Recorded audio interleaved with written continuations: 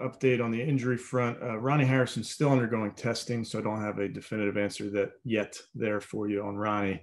Denzel is unlikely this week. All right, he truly is week to week. Sheldrick Redwine, I'd characterize him as day-to-day with that knee injury. And then with the COVID list, Myles is on track to be cleared on Wednesday. Janovich is cleared for Wednesday. So that's really the update I have for you on that. Reviewing the game, obviously watching the tape on the airplane and then watching it again this morning, good team win. I do think we left plays out there to be had really in all the phases.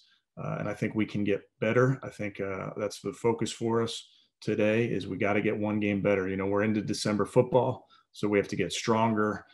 We have to find ways to continue to improve. And that's really our job as coaches to find those areas that we can continue to get better. With that, I will take any questions. Thank you very much, Coach. The first question is going to go to Steve Dorshik. Hey, Coach, this is a kind of an overview question about how you've had to mix players from the past regime who were here when you got here and with the new guys. Obviously, the 8-3 have done that very successfully. But, what were some of the dynamics of trying to reassure the guys who were brought in by other people and then fit them together? And how much of a challenge was that, let's say? Yeah, Steve, I look at it, at least when I got here and then AB got here, we got the Cleveland Browns here. And then we brought in a few more guys via trade and free agency and the draft. But we don't really concern ourselves with how a player got onto our roster. That really doesn't matter. So once we got together and finally got together there at training camp, just trying to put the best group together. And then we'll continue to do that really each week. Thank you, Steve. Fred Greetham is next. Coach, talked to Jarvis and Joel after the game, and they both said they feel like they haven't played their best. You guys haven't played your best football yet. Do you feel that way coming into the stretch now? Yeah, I do feel that way. I don't think I've coached my best. I think as a staff, we can do a better job. I know I can do a better job. So that is the ideal here to be ascending in the second half of this season. Again, I mentioned December football. That's when you really do want to start playing your best football. So we got to put a game together and a series of games together where our offense, our defense, and our special teams all play at a high level. Thank you. Thank you, Fred. Jeff Shadell, we'll go to you. Hey, Kevin, I know that Harrison felt bad about that fumble and probably the drop pass in the end zone. My question to you is, how do you balance concern that will happen again with keeping faith that he'll be okay next time? Yeah, the two fumbles are all technique, and he's a young player, and we need him to continue to get better and understand that. I don't foresee that being an issue going forward because he's going to work real hard at it. And he's made plays for us in this season. He's made plays for us in practice. We have a ton of faith in him. And he's going to continue to make plays for us is the way I look at it. And he is a kid that works very, very hard. So I anticipate that he will bounce back. Thank you, Jeff. Tony Grossi has our next question. Hey, Kevin, you answered that Janovich is coming back. How much did you miss a fullback in that game and the short yardage situations? And your decision not to activate Johnny Stanton, what went into that? Yeah, it's just a week-to-week proposition, Tony, where you're trying to think of the best combination of guys, and felt like what we did yesterday made sense in terms of having 5 wide receivers up. So something's got to give. In terms of, Andy Janovich, yeah, I love Andy, love when he's out there. Excited to get him back this week, but, I'm not going to say that's the reason we didn't convert in those short yardage situations. So was having 5 receivers up a function of you knew it was going to be a good weather day and your total offense could get, dusted off? Yeah, exactly. Just felt like we needed that 5th wide receiver. All right. Thank you. Thank you, Tony. Doug Maurice has our next question. Hey, Kevin, I don't mean to belabor the point here. I asked you about this after the game. It's about the 4th down decision to go for it. I just think the coach decision-making is so interesting. So I just wanted to follow up. When you're making that call, how much are you factoring in sort of the intrinsic, we want to be aggressive, this is who we want to be, versus just whatever you think by the numbers of the chances of making a 39-yard field goal versus the chances of making 4th and inches. Is there some intrinsic stuff in there, or is it just sort of what's the best chance of working? Yeah, Doug, it's a good question. You know, we talk a lot about it during the week in terms of our matchups and how we want to play the game. And so no one situation is always going to be the same. We could be in the same situation this week and think of it differently. You know, knowing the result, obviously wish you kicked the field goal, but felt good about the play calls. You know, I just think it's an area that I will continue to look at what we can do better.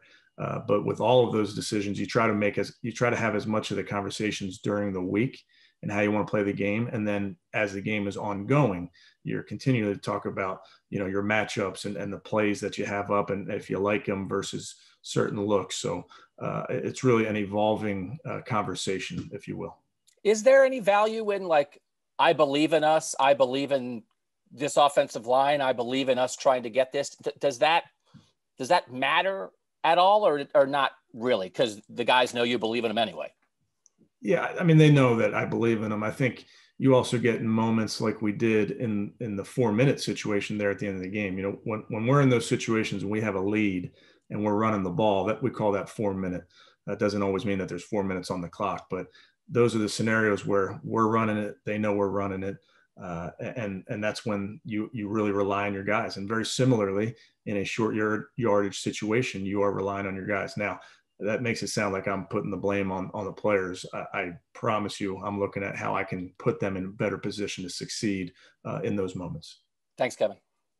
Thank you, Doug. To Scott Petrick next.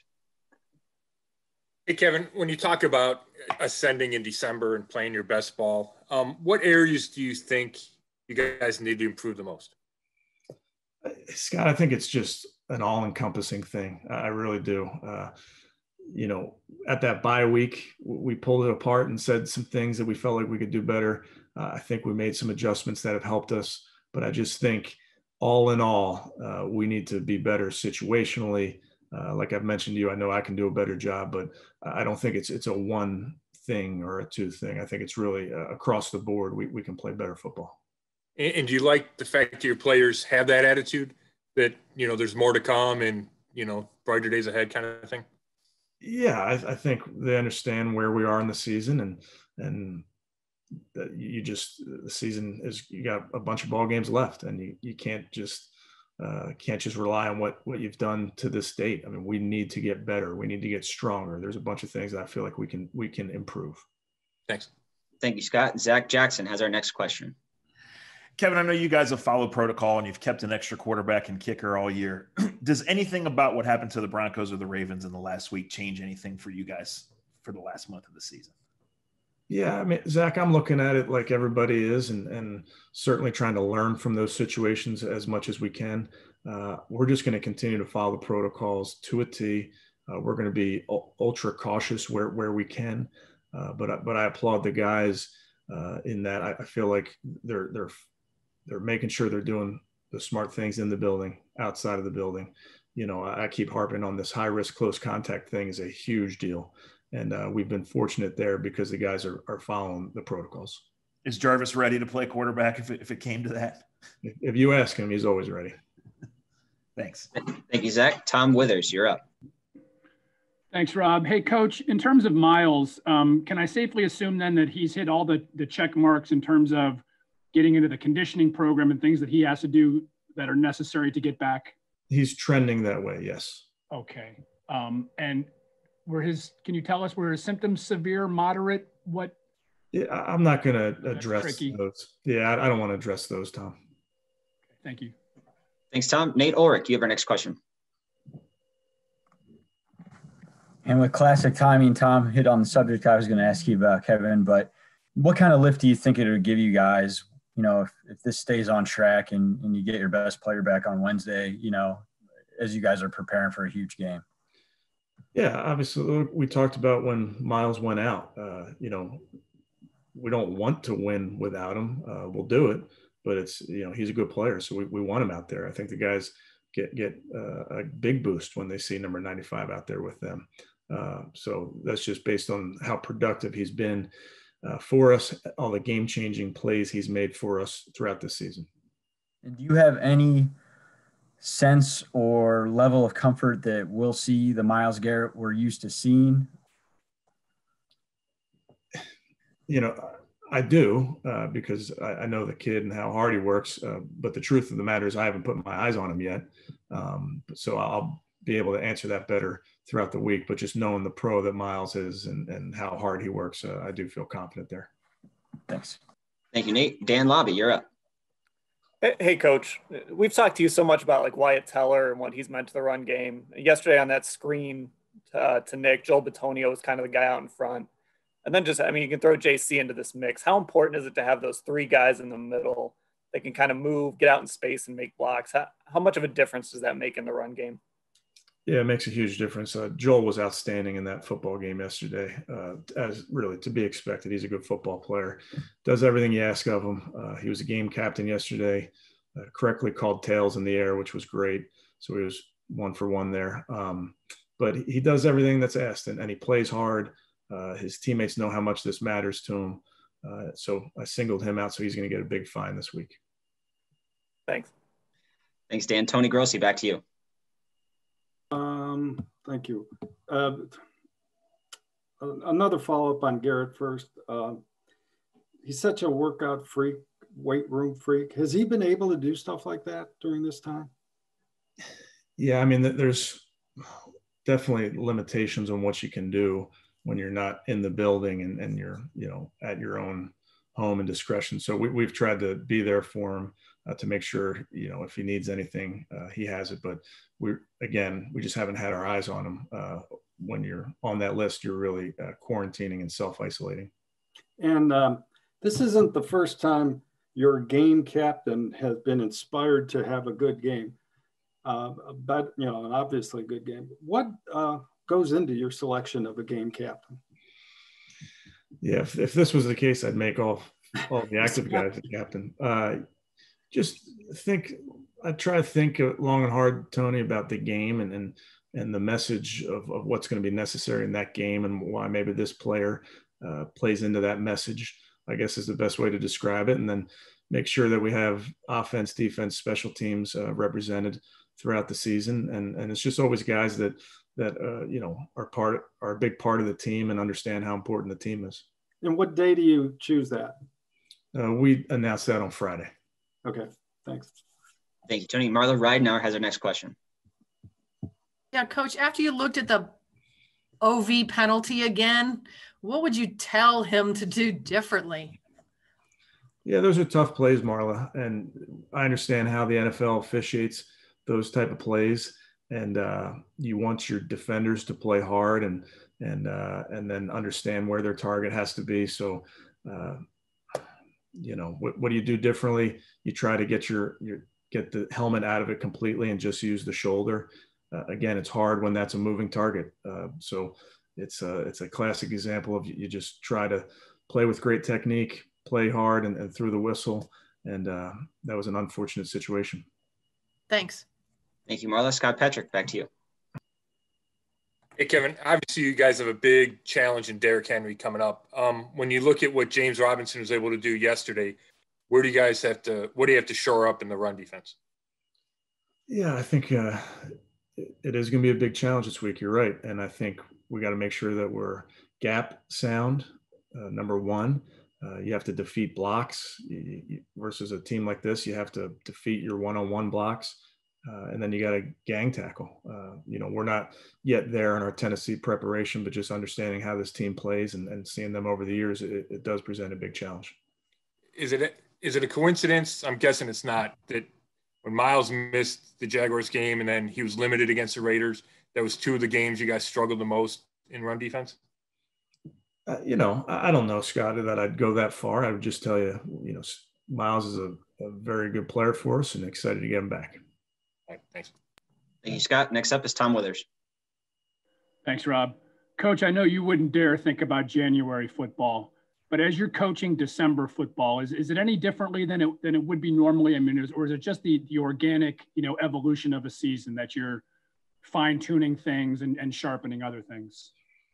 Yeah, I think every team I've been a part of, and in every season, you hope that you're getting better when December rolls around, especially for a team like us, an outdoor football team. These are the games where you really have to play your best ball. So we're excited about the challenges that are out in front of us, and really got a huge one in front of us right now with a very good football team that we got to go into their place, and they're playing at a very high level. So it's just the nature of the season. The games get bigger each week, and that's understandable. But we just really are focused on making sure that, number one, as coaches, we put together a plan for our guys to go succeed. And in terms of just these 2 days off, I know the league, put that down last week just to kind of mitigate things. I think it was a good idea, Kevin. I mean, is this where we're at now, where they're going to have to take these kind of measures here and there? Yeah, we'll just, whatever the rules are, we'll play by them. And the way, the message I gave our players today is, this is every team in the league is in the same boat as us for these next 2 days. And how can we get better in these next 2 days? How can we do this better than anybody else? How can we make it a competitive advantage by getting our work in any which way we can is a big part of it. Thank you. Thank you, Tom. We need to wrap here, so we'll take three more: Steve Dorshik, Doug Lesmerises, Scott Petrik. Steve, go ahead. Coach, in terms of building team chemistry, maybe with some context, the background of the losses at Baltimore and at Pittsburgh, and maybe at that point you were still establishing chemistry and leadership. But is that so for a first-year group like this? Is chemistry, leadership a work in progress, and you actually see it developing, or you can't think about it that much and you just have to let it take its own course? Well, I do think it's organic in a lot of ways, Steve, but I think in a season there are ups and downs, and you certainly learn from the downs. You don't like those losses, but you hope you learn from them, and you hope as a team you come back stronger from them. So I think we've learned a lot of lessons in the games we've lost. We've learned lessons in the games we won. So that's why, as we speak, our coaches are meeting with our players, and we really have to treat this game like any other, where we have to make corrections. We absolutely have to find a way to be better. And that starts with pointing out some things that we'd like to do better. And I think the players understand that, and they understand that they are eager to take coaching in that regard. Doug Lesmerises, back to you. Kevin, I know you guys are just focused week to week on what comes next, but how much are you able as a team to sort of enjoy this, celebrate together, being 8-3 in the moment compared to a normal season? Can you feel that together pretty much as you normally would? Yeah, I think so, Doug. Those locker rooms after a win, that's the fun part in this business. So you definitely relish it. You celebrate it. There's less celebration on the airplane. You can't walk up and down the aisles and talk to your buddies about the game. You're sitting in that seat with the N95 mask on, so that's unique. But the feeling in that locker room is a great feeling. So I think the guys really relish those moments. Thank you. Thank you, Doug. Final question, Scott Petrik. Hey, Kevin, I got two quick ones. My internet cut out when you were talk about Myles coming back from COVID. Is there anybody cleared besides he and Andy, like Sione and Porter? Yeah, I'll know more on those guys later in the week. But for now, Myles is on track to be cleared Wednesday, and Andy is cleared for Wednesday. Okay, and thanks. And then how different is it going to be doing the game plan not together in the building? I know you guys have met virtually all year, but is it a lot different? Is it any more difficult doing that tomorrow? We did a lot of it last week. Building was closed in the morning. So, this is the year of the home office, and the coaches are working really hard in that regard. We're taking pictures with our phones of drawings and sending them to the quality control coaches to draw. So it's just finding a way. It's no different than everybody in the country, in the world, is finding a way to get their job done. It's the first time this year that you'll have to do all of it not in the building? Yeah, for Monday and Tuesday, yes.